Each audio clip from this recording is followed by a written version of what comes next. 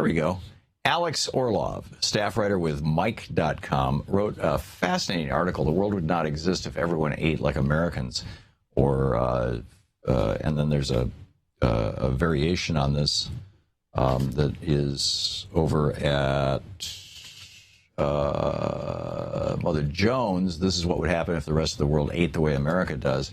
Alex, welcome to the program. Hi, thank you for having me. Thanks for joining us. So the world would not exist if everybody ate like Americans. Tell me what you're talking about.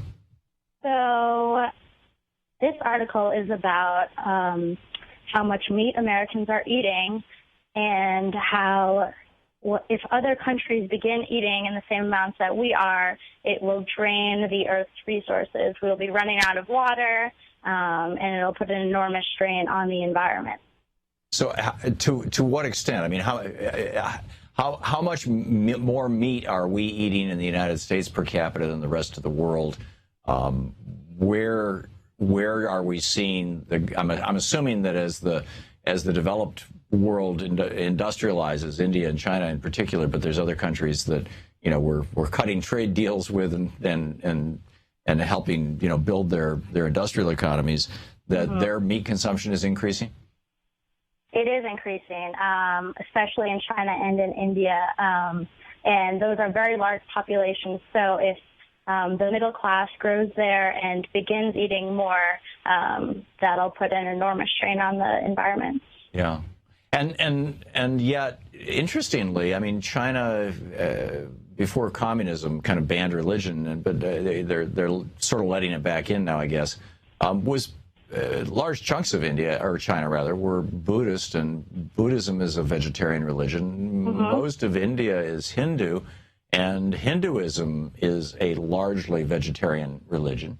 Do you see any cultural/religious pressures to push back on basically Americanism or Western culture levels of meat consumption? Absolutely. I think food is very cultural. There are ties to religion. In India, you might be right that the meat consumption might not rise as rapidly as it would in China, perhaps. So, yeah, I think that's a matter of time. And Isn't also another piece to this that if America was to radically cut back its meat consumption, not only would be, I mean, it takes, I don't remember the statistics now. You may know them off the top of your head, but how many pounds of grain and how many thousands of gallons of water it takes to make a pound of beef, for example. If we were just to dial back on meat consumption, what would happen?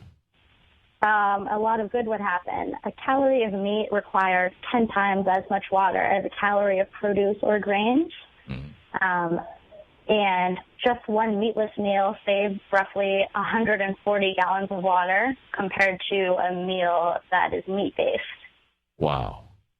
So are we the most meat-eating nation in the world, or is that, I mean, Argentina's kind of famous for their beef. Is that is there someplace else that matches us? Do we eat meat at levels above or below comparable countries economically, like Europe, Western Europe? That's a great question that I didn't address in my article, but it's worthy investigation. Yeah, definitely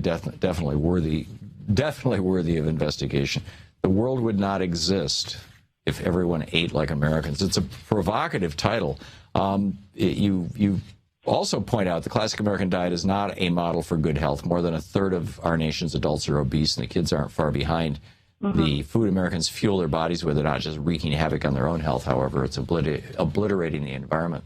You said that our planet would have run out of water 16 years ago if everybody in the world ate the way we do? Yes, that's right. Out of fresh water. That's quite remarkable.